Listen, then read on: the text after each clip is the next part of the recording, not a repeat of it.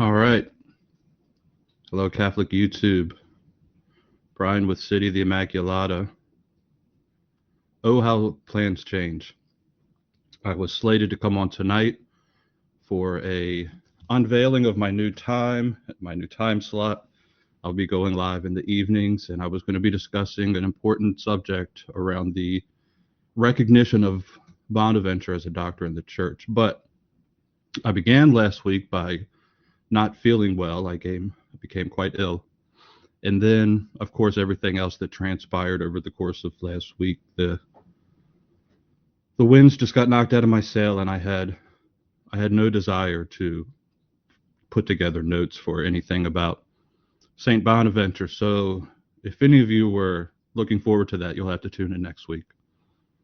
I did want to talk about something today, though, that is a subject that's near and dear to me. And as I move along in the course of this City of the Immaculata journey that I've undertaken, I'm realizing more and more how relevant it is to the conversation, how relevant it is to my journey with St. Maximilian Kolbe as a friend and a patron. But I want to start with the story really quick. So last month, it was about maybe a little over a month ago, I'm sitting at Mass.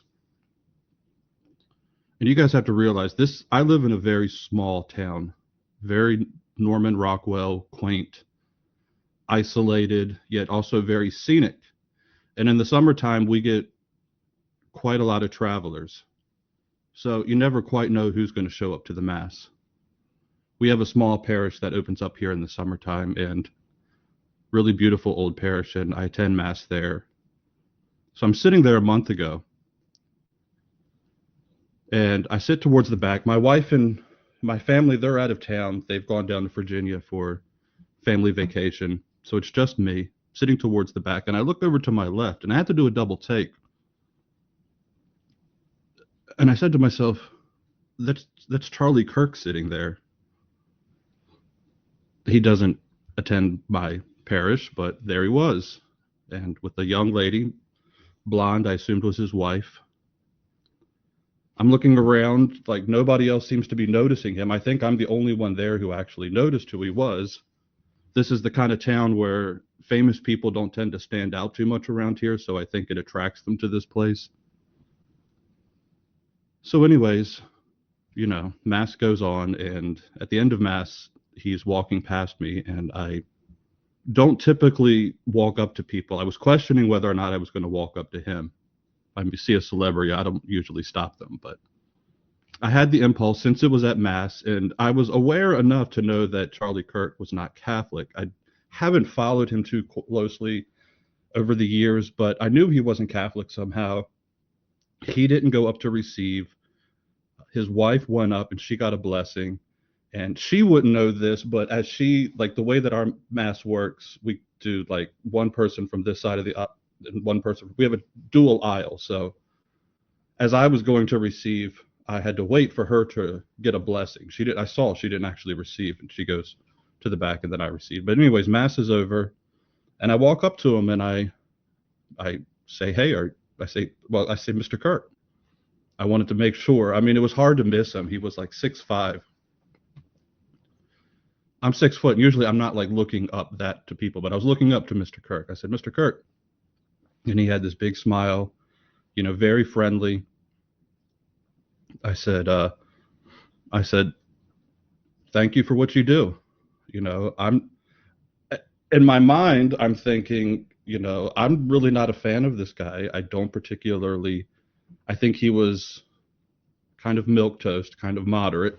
So it was a little bit different than maybe where my political stances on things are. But politics, I know, makes for a strange bedfellow. So I went out of my way to thank him. I wanted to make sure that he knew that in this small town here in the middle of nowhere, that he had brothers in arms. And I can't tell you that's been, it was less than 2 months ago. It was just over a month ago, and it's been sitting with me, and it's been sitting kind of hard with me. I don't know whether to make much of it. I don't think things are coincidences, and what that is like telling me. I've had some conversations with a friend of mine who was aware that he was in town. We do have some people in this area. I'm not at liberty to speak about who these people are, but I know them and I know the work that they do. And I verified with my friend the other day that Kurt was in town. He was visiting on vacation, but was also doing some of the work that he did. So that's why he was here. But the chances of my running into him were very slim. And so it's just been weighing on me quite a bit, because when I saw him, I remember the first thing I thought was, besides thinking that's Charlie Kirk, was, oh man, of all the people I'm going to meet, I'm going to meet Charlie Kirk. Like, why couldn't it have been, someone that I really wanted to meet? And so I've just been thinking about that. And I wanted to take the angle of what I wanted to talk about tonight in a little bit of a different trajectory than probably you guys have been hearing recently. And the theme of my channel comes directly from St. Maximilian Kolbe. It is combating secularism and indifference. And Maximilian Kolbe wrote quite a bit about secularism. He wrote quite a bit about indifference and the dangers of it. And as a young man, when I was in my teens, when I was in my 20s, I was unique. I think a lot of you young people out there are unique as well too, but there wasn't as many unique people, or at least if they were, we just didn't have access to one another. When I was a teen, I was obsessed, crazy about politics.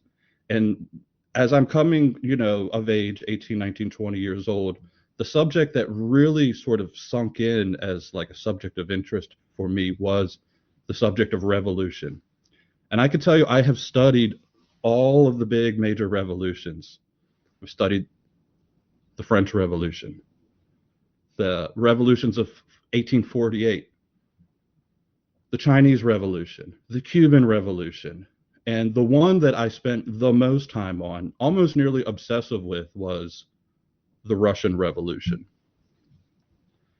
Now, I've always known that normal people, normies as you guys like to call them, are not interested in these things. Normal people are not interested in revolution. They want to go about their day. And I realized as a young teen that when I was invited to the party, if I came to the table and I wanted to talk about the Red Terror in the Russian Civil War of 1920, I wasn't going to get invited to any more parties. So, like, normies have sort of dictated much of my life to me in terms of these things as things that I can express to people, whereas now the whole thing is just different because there's just so many different avenues. So I wanted to take this like platform here for a moment, even though this is a channel about St. Maximilian Kolbe and the Franciscans and the Catholic intellectual tradition. St. Maximilian Kolbe was very aware of the dangers of secularism, and he was not necessarily aware when he formed his City of the Immaculata and the Militia Immaculata of the dangers of Bolshevism specifically, but they play an important part in the St. Maximilian Kolbe story because Maximilian Kolbe formed the Militia of the Immaculata October 1917. The very same month, October 1917, Vladimir Lenin enters the SEAL train, crosses Germany, and comes to Petrograd, and eventually the Bolsheviks seize power. So I wanted to talk about the response this last week of political left in this country towards the news of Charlie Kirk, because I think I have something I could add to this conversation. The very first thing I would want to point out to you all is that the left today is not like the left of the Bolshevik Revolution. There was a similar thing happening in, say, for example, in the United States, in Greenwich Village in New York. There was this community of like bohemian leftists, and they were a hodgepodge. They were anarchists.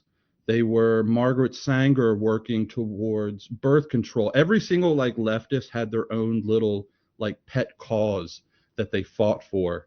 And they came together based on a very, very, very loose coalition of ideas. I think that is much more similar to what we see in the left today, at least up until recently. And that's what I want to talk to you guys about, because there are certain works that are available out there, certain books, that if they ever got into the hands of these people, it would be very dangerous for all of us. And I've known that for a long time. The left is, in its anarchic state, quite dangerous at times. Don't get me wrong. As we learned last week, as we've seen here in the recent months and years of what they're capable of doing, they can be quite dangerous and they can be quite deadly. But what they're not is organized in the sense of a political vanguardism that I wanted to talk to you guys about today. So the book that I want to bring to your attention is a book I don't think you're necessarily going to find anywhere. You might even find equivalent books. You might even find better books, but this is the book that formed me. This book is called The Bolsheviks by Adam Ulam, The Intellectual, Personal, and Political History of the Triumph of Communism in Russia. Now, I don't know exactly when I came upon this book. My aunt used to run estate sales, and whenever a person would pass away and my aunt would get the estate sales, she would invite me if the deceased person had a library, and I would go and I would, it's a kind of a morbid thing to think about, but I would go and raid the libraries of these deceased people. And at one of these estate sales, I picked this book up. I probably read this book 8, 9, 10 times in the course of a year. Absolutely like changed my entire understanding of the dynamics of the political left by reading about the history of the Bolsheviks. And this is going to get like a little bit, I'm going to be kind of doing this off the cuff. So it's going to be a little bit dense in its history today, but I really want you guys to be aware of the distinctions of these different groups, because we sort of umbrella things like the left and the right. And I think if you live on the right, you're kind of aware that like Charlie Kirk was different than, say, people that were a little bit more politically right in terms of like economic policies or foreign policies or these kinds of things. So we're aware of those distinctions on the right, but I don't know of that many people that are actually aware of the distinctions on the left. I don't know if many people are actually aware of what makes Leninism unique. So there are some interesting parallels as I'm looking, and this is one of the things I know everybody, I've talked to so many people in the last week, all of these men, and myself included, who are just like sitting with the weight of Charlie's death in a way that I didn't even feel. Like, I was a teenager in 9/11. I lived through 9/11, but I didn't feel that weight like I felt Charlie's death here last week. And not only that, but the reaction to Charlie's death. And there's a few unique things coming out in the story about the person involved in this that has me a little worried. And that's why I want to like unbox Pandora's box a little bit here for you guys and introduce you to some of these things without necessarily, I think my channel's small enough that I don't like, if I had a wider reach, I wouldn't bring these things up even, because I don't want the other side to know that this stuff exists. And if they know that it exists, we're in a lot of trouble. So the very first thing about the Russian Revolution is you got to go back before the Russian Revolution. You have to go back, in fact, to, I would say, about the 1880s, going into the 1890s. In Russia in the 1880s and the 1890s, there was this very loose, very bohemian, very clandestine, but not coordinated group of Russian revolutionaries who started to plot attacks and assassinations against the Russian nobility and the Russian government. Now, this was the response to this was quite stern, quite swift, but there's a lesson in that as well too, because there was an attempt on the Tsar in roughly the 1880s, 1890s period, and attempt on the Tsar's life. And one of the people that was involved in this attempt was a older brother of a very young Vladimir Lenin. And this older brother was brought before the courts, tried and hung for treason and sedition. And there's theories that somewhere in that Lenin himself was radicalized. We don't quite know what radicalized Lenin, but I think it's pretty clear that when Lenin's brother was killed, was put down by capital punishment, that radicalized Lenin. And most people are not.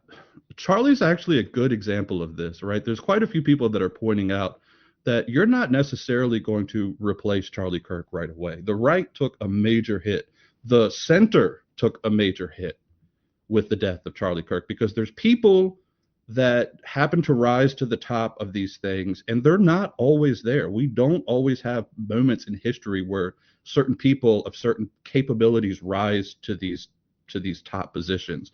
Well, Vladimir Lenin just happened to be one of those people who was capable of doing that. He was smart, he was organized, and more than anything else, he was absolutely, totally dedicated to revolution. This man drank, ate, and slept from the time he woke up to the time he went to bed. Revolution. That's all he thought about. So he's radicalized, and you end up with this early period of Russian Marxism. And these guys, man, if you look up 1890s Russian Marxists, you're going to see this picture of these guys that don't look very dangerous. They got long beards, they've got wire-rimmed glasses, kind of like crazy hair. They look like nerdy college geeks that would sit around smoking cigars, drinking their drinks and drinking their tea, whatever they would drink in Russia at that time as intellectuals, and debating the most you can't even imagine the kind of stuff that these guys were debating at this period of time. I mean, if you go back and read, I don't recommend it, but if you want just a taste of what these guys were doing, it's available online. It's called The Development of Capitalism in Russia. It's one of Lenin's first works, and it's the most boring piece of garbage you've ever read in your life. It's only pertinent to that specific point in time of Russian history, and it's all about the economic development and agriculture of Russia in this point, and how it leads to a certain development of capitalism, which therefore justifies socialism. And that's what these guys they would write 1,000-page tomes, and they would debate this stuff all day. They didn't have jobs. Most of them would just finish their law degree in college and then just go right into these clandestine groups to debate with one another. So it's an early loose intellectual thing that's happening, and there's not a lot of structure to it. Anybody is in, anybody's out, so long as you're kind of against the czarist regime. And then events start to change. They start to roll out. 1890s turns into the turn of the century. 1905, you have a kind of a quasi-revolution in Russia. It's sort of the pretext to 1917. And the provincial government is formed. It's a provincial government with a body called the Duma. And this body was made up kind of like intellectual moderate socialists. and they pretty much were running the show from 1905 until the war. And Kerensky was ahead of this. It was, like I said, a pretty moderate socialist group. Well, on the fringes, you had this other group, which was a group dedicated to more extreme forms of revolutionary spirit, headed by Lenin, Martov, and a few other people at the time. Trotsky was not a part of it. Trotsky was actually part of a different group at this period.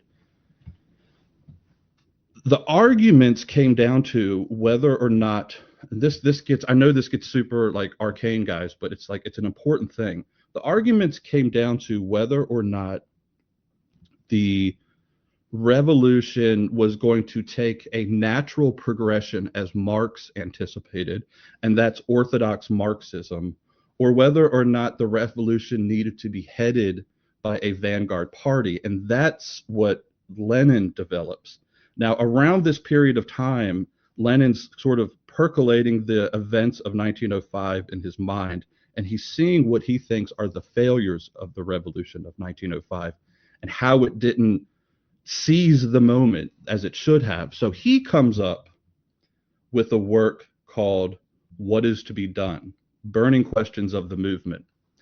And this, my friends, is a very, very dangerous work.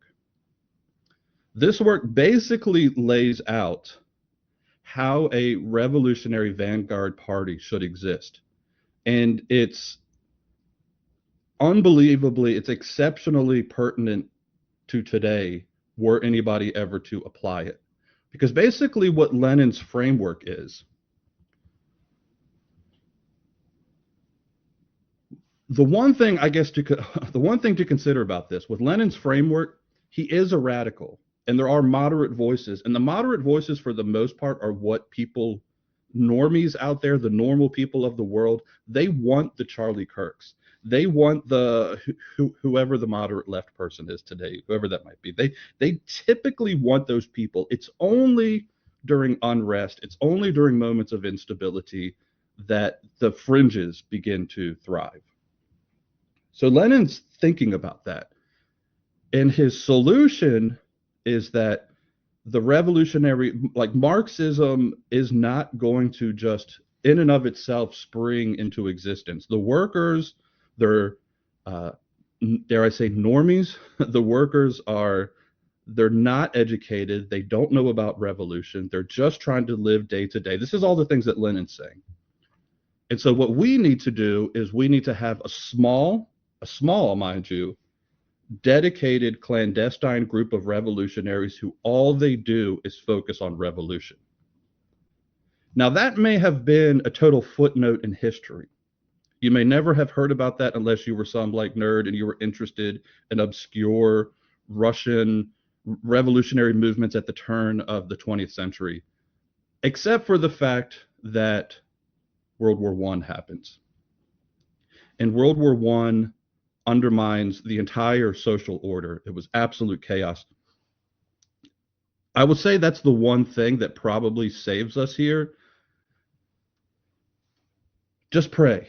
Pray, guys, that we don't end up in a really awful, drawn out war, because war is instability. War is awful. And I'm talking about a foreign war. Like, Russia wasn't necessarily fighting on Russian soil. They were fighting on the borders, but it was enough to completely destabilize the Russian economy, the Russian agriculture. Everything just sort of went haywire. Now, going back to 1905, what's Lenin talking about? Lenin is saying that unlike the moderates who work in the Duma, who are saying that we can move through towards socialism, towards revolution through reform. And this is one of the things that's super fascinating, because you see this happening on the right, where there's people on the like maybe further fringes of the right who want to say that like it's the ones in the center who are causing the problem. Like, we need to move further this way, and until we move further this way, then we're always going to be in this state. Well, Lenin was doing the exact same thing long before the political right figured this out. Lenin figured out, hey, these guys in the center, man, they're making trade unions. The people are kind of ending up okay and just perfectly fine and happy with the trade unions. They're pushing for wage reforms. They're pushing for working hour reforms, all of these kinds of things that we tend to associate with trade unionism. Lenin, if you read his writings, and even it's in What Is to Be Done, the most visceral, hateful, scornful words that he has is not for the capitalist, it's for the intelligentsia, the bourgeois in the center left. So for Lenin, reform, all that did was make workers complacent. For him, reforms were a tool of the bourgeois to maintain control, actually, and to prevent the revolution that they so desperately want on the radical left. So in What Is to Be Done, this is what he says. You come up with a small vanguard party that's dedicated, and they're going to act as agitators for one thing. They're going to have multiple different tools. There's going to be a top-down approach. There's going to be leadership. This is what the left has always really lacked, is good, solid leadership that controls things from the top. So there's going to be a head, leadership, and then there's going to be a group right up under that, a body that sort of helps the leader dictate forms. The leader is going to decide where people go and what their jobs are. One of their main jobs was going to be as agitators. Agitators were people that were sent to factories, to villages, to the public spaces to highlight and exacerbate grievances. They would push for resistance, and Lenin saw moments of crisis as an advantage. He loved moments of crisis, economic hardship, war, famine, any kind of tragedy. He said these are the things that we need to have a party ready to capitalize on. And not only that, we need to have them ready to sort of create. We need to create the catastrophes. We need to create the hardships and the famines and these kinds of things so that we can then come in and step in and say that, look at how the center failed you. We're going to save you. And the Bolshevik slogan was peace, land, and bread. We're going to come to us. We offer you the solutions. And of course, World War I was the biggest gift to him that you could ever imagine. So he's interested in specifically what's benefiting communism.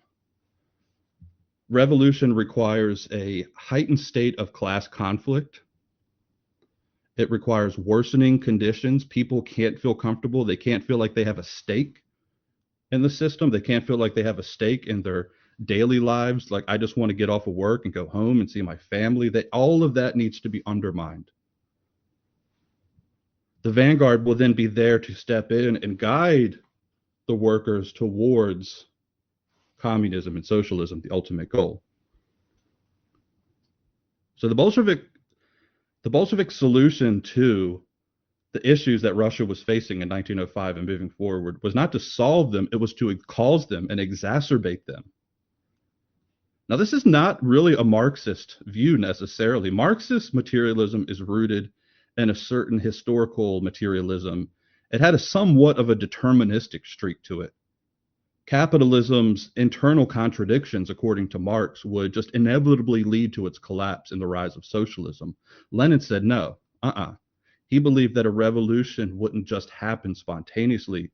It required active intervention by a disciplined vanguard party. That is what is to be done. That is his work, State and Revolution. That is his April thesis. This is what he's calling for. So, how does that tie into where we're kind of at today? Well, you do have, I think, by and large, on the American left, people that are interested in reform. They're interested in, historically on the American left, they're interested in economic reform and labor reforms, these kinds of things. Pretty milquetoast mild stuff when you consider what the alternative was on the left. So you could imagine what kind of kind words Lenin would have for Bernie Sanders were he to ever run across Bernie Sanders. Bernie Sanders would be up against a wall in Lenin's government. AOC would be up against a wall in Lenin's government. His Bolshevik party was designed to counter that kind of thing from becoming popular among the people. And so the question that I have really is, why is it so? This was my question as a teenager, moving into my adulthood, and then I kind of left politics for a long time. But politics tend to come rushing into my life at times, and moments like these. Why was it so? Why was he so effective? And why was this policy, this solution, so dangerous and potent? And I think it's because Lenin saw the working class as the engines of history, but individuals were often subsumed in communism under the collective struggle.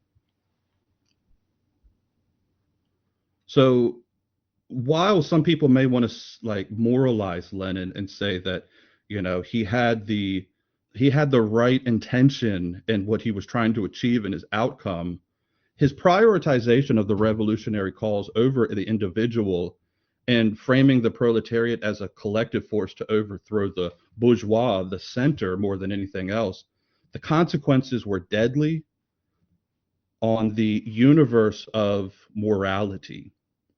And I think we've seen a similar situation happening in the wake of Leninism in the West, where no party in the United States, no movement necessarily, though the professors have been trying very hard for the last 50 years, but they've never been able to quite put together a revolutionary vanguard party under the style of Lenin. But that morality that leads to that type of unrest, civil disturbance. Remember Rahm Emanuel in 2008 when the economy collapsed, he said, "Never let a crisis go to waste." Perfectly quoted right out of Lenin's playbook. You remember Hugo Chavez when he met with Barack Obama. Do you know what book he handed Barack Obama? Does anybody know in the audience? What is to be done?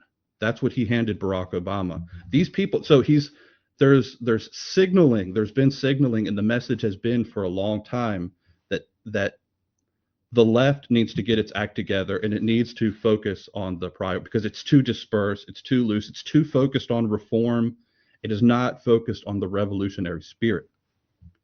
And this collectivist perspective that it takes on, paired with an atheist rejection of moral absolutes tied to religion, e.g., the intrinsic sanctity of life, means that ethical constraints are often secondary to strategic goals, and individuals become pawns in the struggle. And I think that's very much what you see happening when you see these, while they're not, thank the Lord, while they're not Leninist revolutionaries that we see in these people and their deranged faces on TikTok celebrating the death of a man, they certainly embody that secular spirit of Leninism, because in his view that the bourgeois and the proletariat were existentially opposed to one another, and the struggle with the Bolsheviks, folks, was zero sum. One's class victory required the other's destruction. And I don't think, like, again, this is why you guys can imagine I never got invited back to the parties if I was invited and I was allowed to start talking about revolution, because normal people just don't like to hear this stuff. And that's what the reality of it has always been my entire adult life. I've sat with it. I've thought about these things for 20 years of my life now without ever really having an outlet or a reason to talk about it. And I've always, like, you see certain things happen in politics and in the left and in the world, and you're like, how am I supposed to respond to this? What do I do about, such and such event that happens? The nice thing is that most of the time when these tragic events happen, I guess I shouldn't say it. It's not the nice thing. The fortunate thing for all of us is that when these tragic event happens, there's not a vanguard party there to effectively capitalize on it. That's not to say that people don't capitalize on it, and that's not to say that they might not be, which is what I'm going to get to towards the end of talking with you guys. But this is why they ended up so ruthless and dedicated. All fetters are tossed off. I used to wonder that. You look at Leon Trotsky. I mean, like, actually look at, like, young Leon Trotsky. Like, look after this, go look up pictures of Leon Trotsky as a young man. He looks like just the dorkiest, nerdiest, thin, kind of like kid you'd see on a college campus arguing with you about something, like pedantic that you're not even really too concerned about because he's just another leftist, blah, blah, blah, blah, blah. And then that's basically what that's basically what Trotsky was. As a matter of fact, when my wife and I, not that long ago, were reading the autobiography of Dorothy Day was living in Greenwich Village in the 19 teens leading up to World War I, when a bunch of these Russian revolutionaries had been exiled from Russia. And so he's living in New York City in Greenwich Village. Leon Trotsky, right, the organizer of the Red Terror, and she met him. She met him several times, and he just didn't like stand out at the time because he stood out as she brings attention to him because clearly Leon Trotsky was a very charismatic person, as Lenin was, but he wasn't the kind of guy that just 5 years later, after the outbreak of the World War I, and then after Russia goes into revolution, he goes back home, he goes back to Russia, and he becomes like, look at Leon Trotsky as young man Leon Trotsky, and then look at Leon Trotsky as leader of the Red Army in 1920. A totally different, like worlds apart.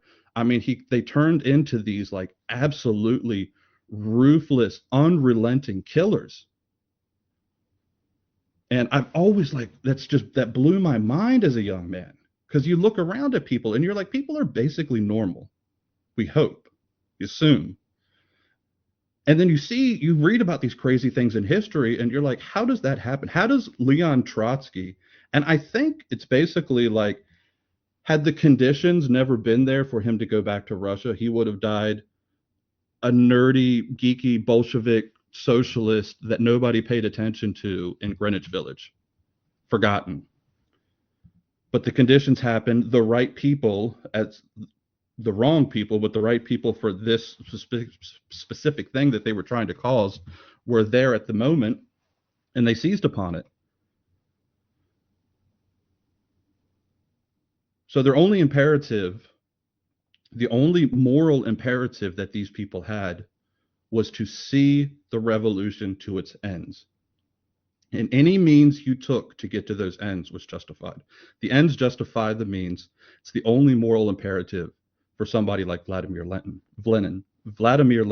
And his tactics, using agitators to inflame unrest, seizing on the crises like the famines that were happening, employing terror through the Cheka. These reflect a willingness of these people, of this secular mindset, to sacrifice individuals for the greater good of the revolution on a scale that's so mind-boggling that it's almost like when people throw out those numbers. Stalin once said that one death is a tragedy, a million is a statistic. So when he places into effect policies like war communism, which led to the forced grain requisitions causing famines that killed millions, Lenin said, good. The more they suffer, the more they will push for our revolution. And as the Bolsheviks prioritized feeding the Red Army over urban areas, it got to the point where people were eating each other in the streets of Russia at this time. So you have a moral relativism that coats secularism. As an atheist, Lenin of course rejected religious or universal moral frameworks that might prioritize an individual's life. I'm not saying that, there's no justifiable reasons to take the life of someone, but violence for these people was a tool, not a moral failing. If it advanced the revolution, it was by any means necessary. So Lenin's binary view of proletariat and bourgeois justified the killing of the targeted assassinations of people, and eventually justified, once they start accumulating power, the exterminations of entire classes of people. Lenin said, look, he said, make no doubt about it. If I see if we as the communists, see 2/3 of the world's population exterminated in the course of the revolution, it would be worth it so long as the remaining third was communist.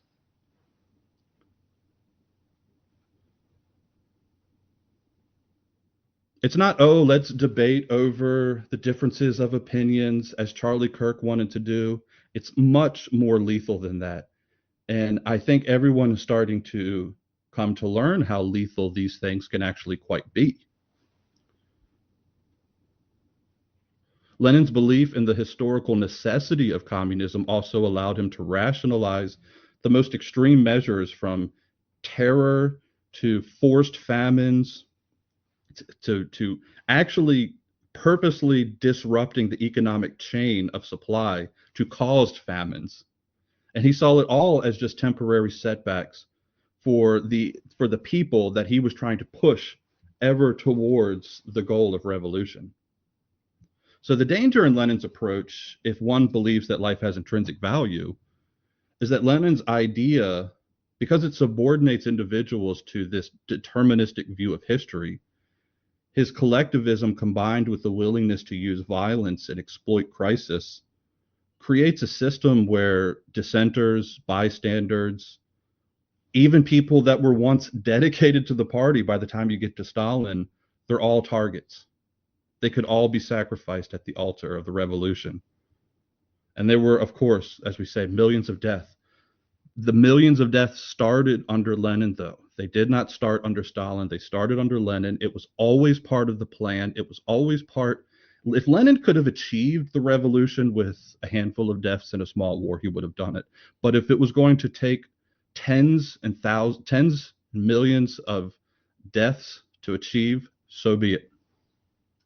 So, do you guys think that it's possible to have someone with that mind exist peacefully in a democratic society that believes in free elections? That's another question. I don't think normal people consider this enough.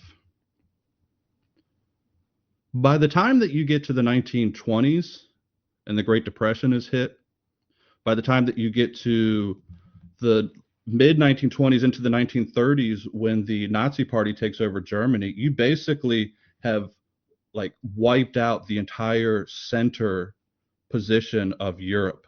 And it's literally just two poles that come colliding into one another, and that becomes World War II. Because the Nazis took a lot of lessons from the communists.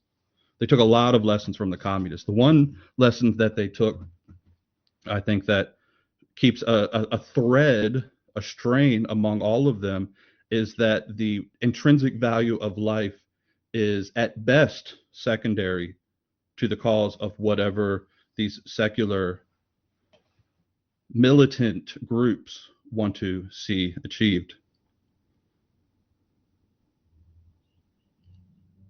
And I don't think it's an accident that while Colby started the militia of the Immaculata at the outset of World War One, at the outset of the Russian Revolution, as Lenin got in that SEAL train and headed to Russia to start this revolutionary movement that was a worldwide revolutionary movement. They wanted that movement to cover the whole world. It's no coincidence in my mind that at that very same moment Our Lady was visiting three illiterate children at Fatima. 1917, what else is happening? At the exact same moment, Fatima. And what is Fatima? What does Our Lady warn the children about? The errors of Russia. What are the errors of Russia but what we've been talking about all night tonight? It's no coincidence that as all of that is happening, as Maximilian Kolbe, we don't think he was not aware when he formed the militia of the Immaculata. He was not aware of Fatima. He didn't know that that was happening. Yet he says, Our Lady, he knew it. He knew it intuitively. I think he had mystical insights into this. Our Lady came to him. She said, at a, she said, you're going to have to like take on this crown of martyrdom. And the road to that martyrdom, I believe, began when he formed the militia of the Immaculata, because he saw that militia as a army. It's a militia of the Immaculata that he wanted to send out into the world against these forces of secularism. He didn't know that Russia was that Lenin was on that train to Petrograd. He didn't know these things, but they were happening simultaneously. And then it's no coincidence that at the very end, it's not the Russians that get him, it's Auschwitz, because it's the exact same evil. It's no different.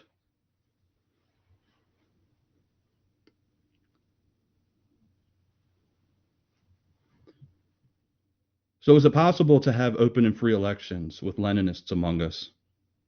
Leninists in spirit, if not in political conviction. Will they peacefully accept their losses?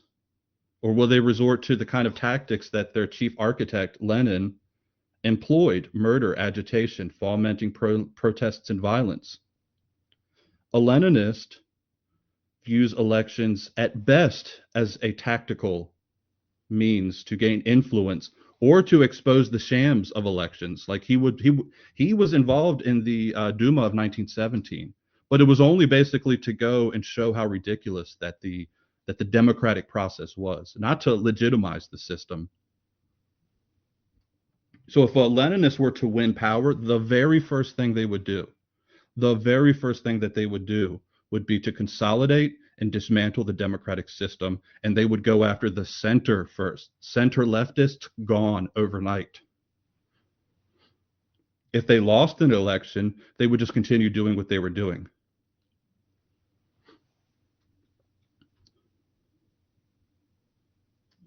I can't say, I've been thinking about this a lot this last week.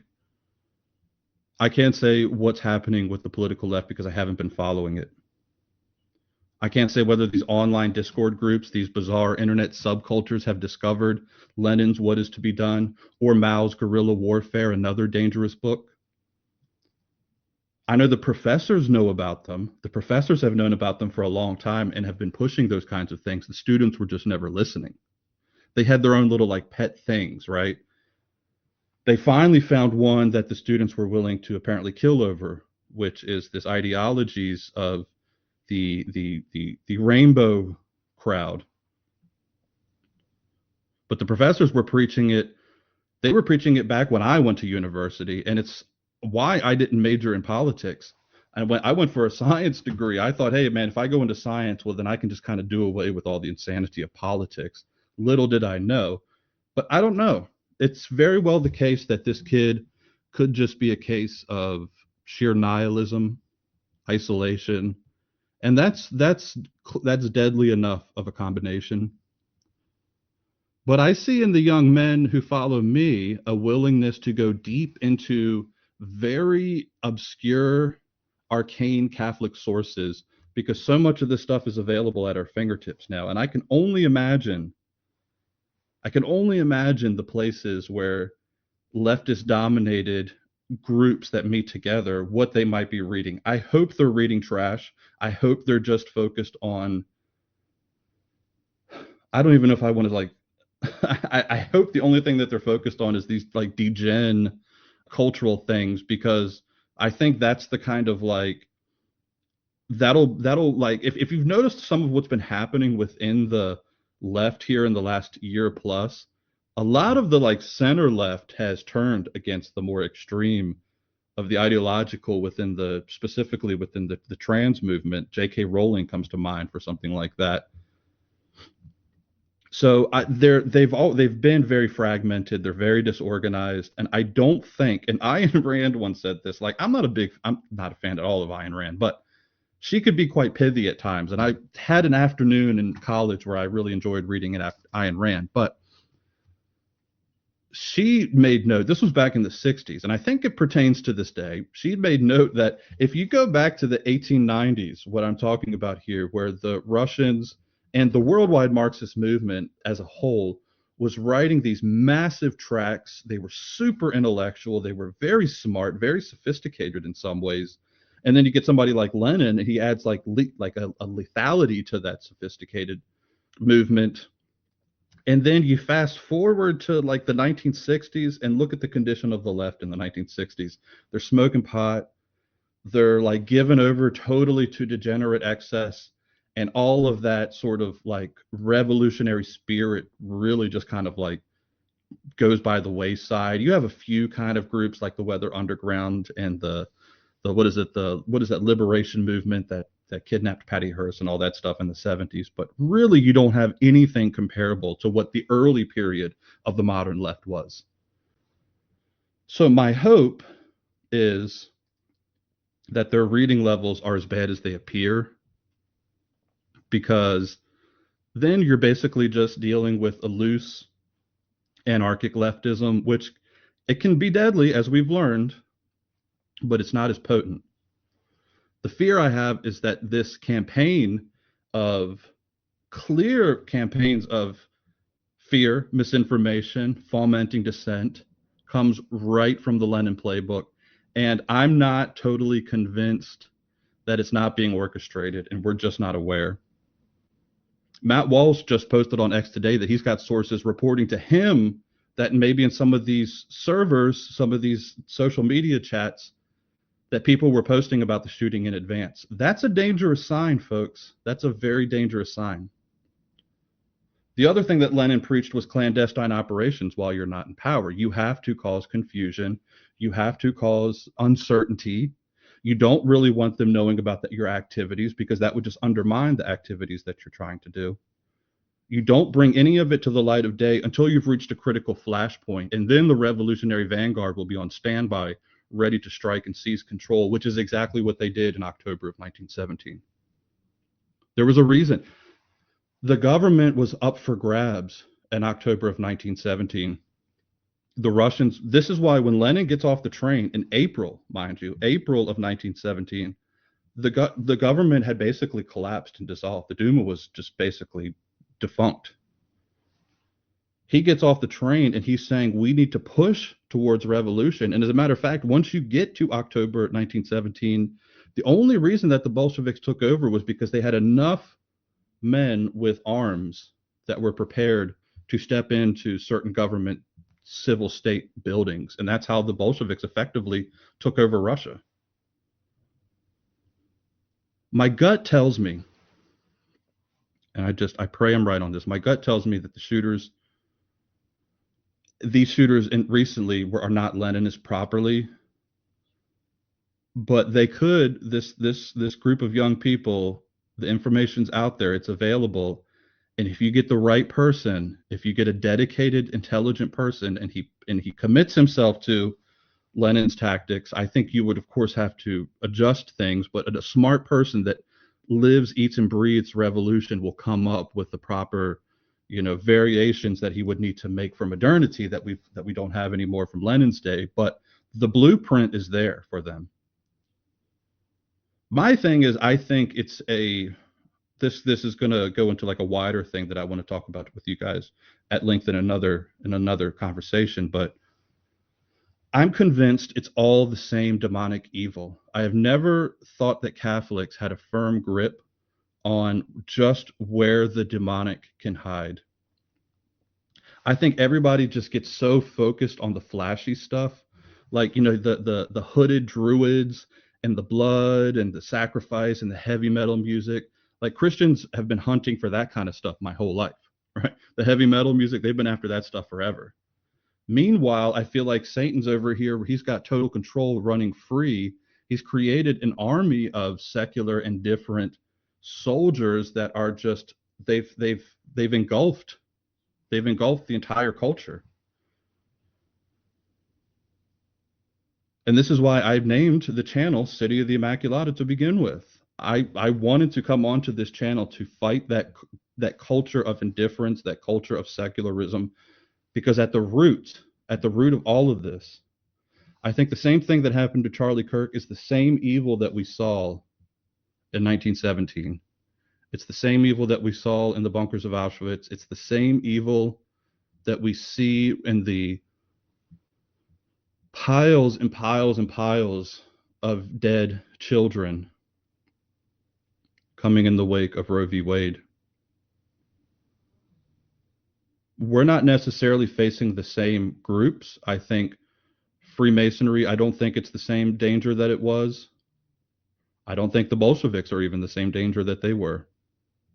But I think the evil is the exact same evil. And I think when you see it in these people and you see that glee, you're seeing all the fetters of morality, of Christian morality that Nietzsche envisioned, tossed off. And the only thing that they are focused on, the only thing that is moral in their minds, is seeing through the ends that they want to see through. And any life that is lost in the process is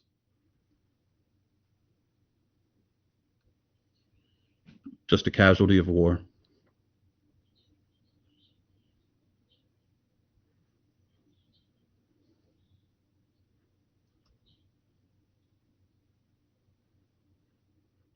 The Gulag Archipelago. Yes, I have. I've read it once. I wasn't as.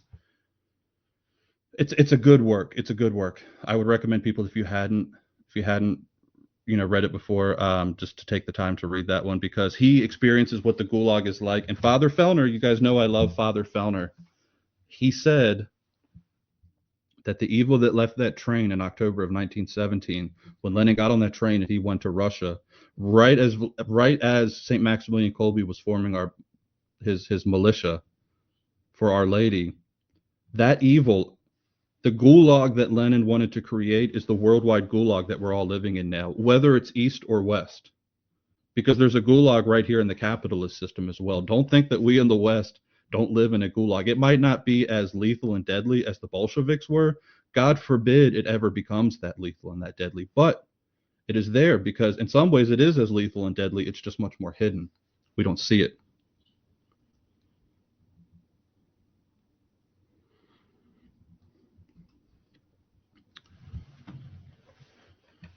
Eric, this is organized. There's no doubt about it. Leftist mainstream media with a straight face is attributing it to radical right-wing extremists. Yeah, I do sometimes wonder. I do sometimes wonder about the ignorance of some of these people. I do think that some of them are just ignorant. Like I think that if you take who's the ones over at the Young Turks? Like, yeah, I see them and it's like they're struggling with some of the consequences of where their rhetoric has led. I do believe right along with you, Eric, that these people, their rhetoric, intentional or not, has led to the situation that we're in now. Whether it was orchestrated or intentional, somebody seems to be steering the gears to this stuff. I'm not saying I got like 100% certainty of that. I don't. But it's not wild grand conspiracy theory, folks. Like I got what is to be done in storage, but I'm not making it up. Like what is to be done is a blueprint for vanguard revolutionary activity. I see here you're bringing up Saul Alinsky too. Yeah, Saul Alinsky in many ways admits he takes right from the Leninist playbook. He just he does. I don't think Saul Alinsky is as effective, though there's been some people that apparently have used him to some degree of effectiveness. But he's certainly like he's searching in the dark for how do we bring Leninism into the modern world. And that's very much what Saul Alinsky is involved in doing. Fortunately for most of our like anybody that's alive listening to this, we haven't had the left. There's nobody been talented enough on the left to actually, I think, pick it up and be that kind of effective leader. It doesn't mean it hasn't happened though, because effective leaders can be born and come into existence, come of age at any given point, and we don't necessarily know it till they're right up under our nose. And the next thing you know, it's October 1917. But I have hope. I stand by my conviction that there's two options in all of this. I think there's multiple ways within the Catholic Church that one can reach holiness and sanctity, but I do believe that there is something about Kolbe's particular model and what he was intending to create. He was not intending to create a legion of little old ladies praying the rosary, as powerful as a thing as that can be, but he was intending to create a legion of people that were consecrated to Mary, that were in the world, that were fighting secularism, that were fighting an indifference. And do you know what he said? This is a super interesting thing. He said he's fighting it with he said we are to fight it with any legitimate means necessary. He robbed right from Lenin there, except he added an important qualifier: any legitimate means necessary. We're not going to go out and do the kinds of things that they do because it's evil. Like it's clear evil. But any legitimate means necessary, Kolbe says, use them, apply them, We need to bring Our Lady to the fore of people's lives all around the world. And you need to do that by any legitimate means. And if the means that you're using, this is something I've been passionate about for the last 5 years that I've been studying Maximilian Kolbe. If the means that you're trying to use is only appealing to little old ladies who pray the rosary, again, I'm not trying to knock that. I'm just saying should be a lot more Catholics out there who have the weapons that we need to have a true militia of Our Lady in the world, ready to evangelize and ready to take on the onslaught that appears to be coming our way. No worries, Eric. I see your comments there. I appreciate your support for the channel, and I appreciate everybody else's support for the channel. Thank you guys for tuning in tonight. That's all I got for you. Anybody that's tuned in tonight, I've got quite an audience tonight, but anybody that's tuned in tonight, we're typically doing nerdy theological stuff at this channel. We're typically covering St. Maximilian Kolbe. Next week, we'll be covering Bonaventure. We cover all kinds of Catholic things around here, but I had to touch upon this subject, man, because it's been weighing hard on me this whole week. I can't tell you how angry I've been, the weight that I've felt from it all. It's distracted me from everything else this entire week. So I wanted to get that out of my system because I'm being invited to dinner with friends. And I happen to know that these friends are super interested in subjects like this, but I just don't want to be the guy at the party that's ranting on about the Bolshevik Revolution. So anyways, guys, God bless. Take care, and I will see you next time.